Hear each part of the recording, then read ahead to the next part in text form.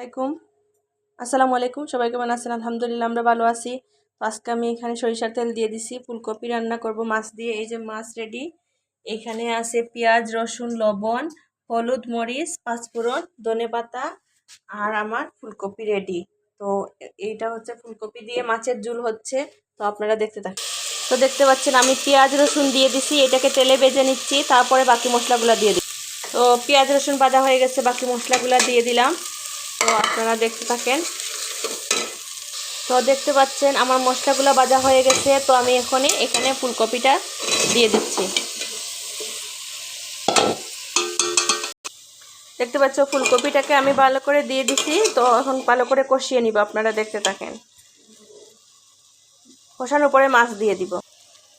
তো দেখতে পাচ্ছেন আমার ফুলকপিটাকে আমি কষিয়ে নিছি। এই পর্যায়ে আমি মাছটাকে দিয়ে দিব। তো সবার কাছে একটাই অনুরোধ, ফেসবুকে তাহমিদা লিপি পেজ লিঙ্কটাকে সবাই ফলো দিবেন, সাপোর্ট করবেন, পাশে থাকবেন।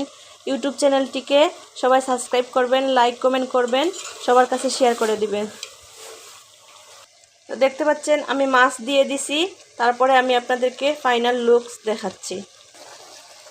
তো দেখতে পাচ্ছেন এখানে মাছটা ভালো করে কষে নিছে। তো আমি দিয়ে দিব এই পর্যায়ে ঝোল।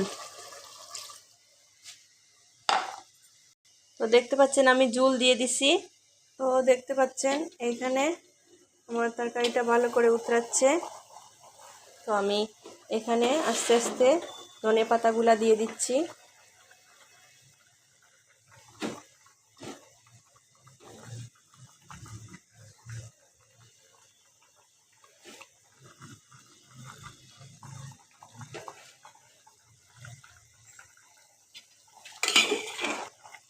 দেখেন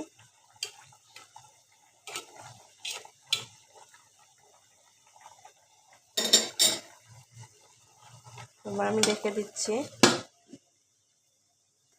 তো দেখেন আবারও এটাকে করতেছি।